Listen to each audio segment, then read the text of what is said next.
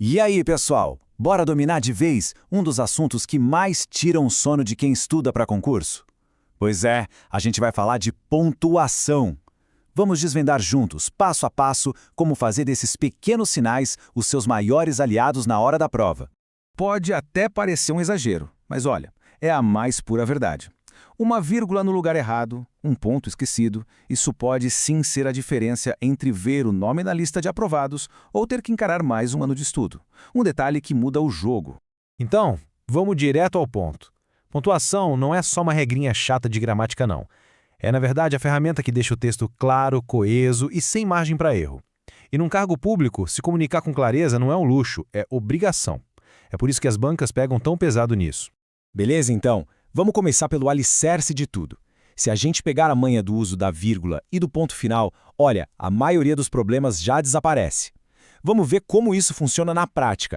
A vírgula é super versátil, né? Ela serve tanto para separar os itens de uma lista, como em pão, leite, queijo, quanto para isolar uma explicação no meio da frase, que a gente chama de aposto, como em Maria, minha irmã.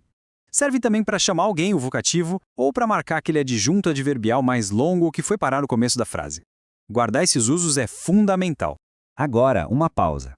Presta muita, mas muita atenção aqui. Esse é o erro que a banca não perdoa. Nunca, jamais, em hipótese alguma, separe o sujeito do verbo com uma vírgula.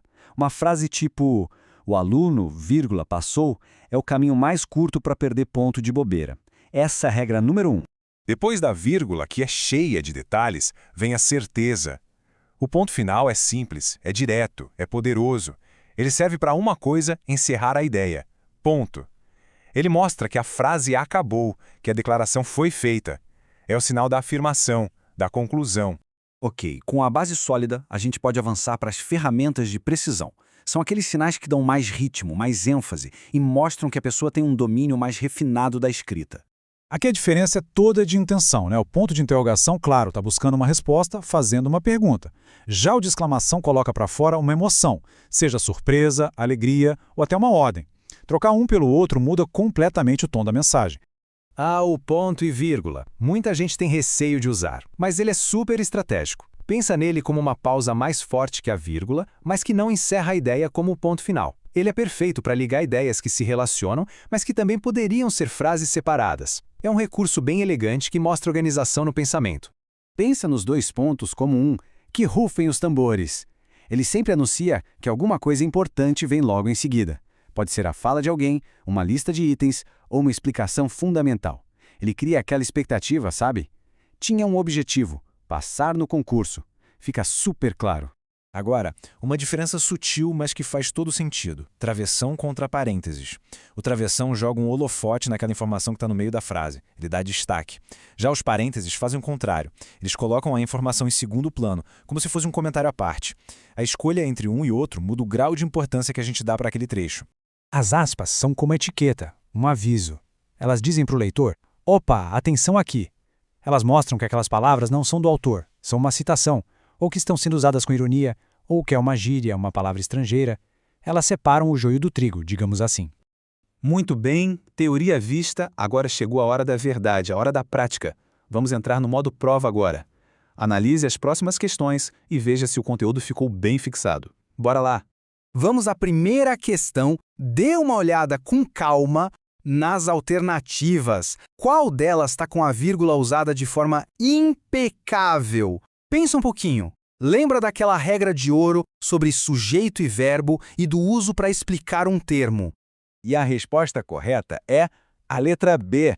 As vírgulas estão ali isolando o termo minha irmã mais velha, que nada mais é do que uma explicação sobre quem é a Maria. A letra A comete aquele erro fatal que a gente conversou, de separar o sujeito, o aluno estudioso, do verbo passou. Segunda rodada. Essa aqui testa a pontuação de diálogo, do discurso direto. O que a gente usa para anunciar a fala e o que a gente usa para fechar a pergunta. Isso mesmo, letra A. É a combinação perfeita.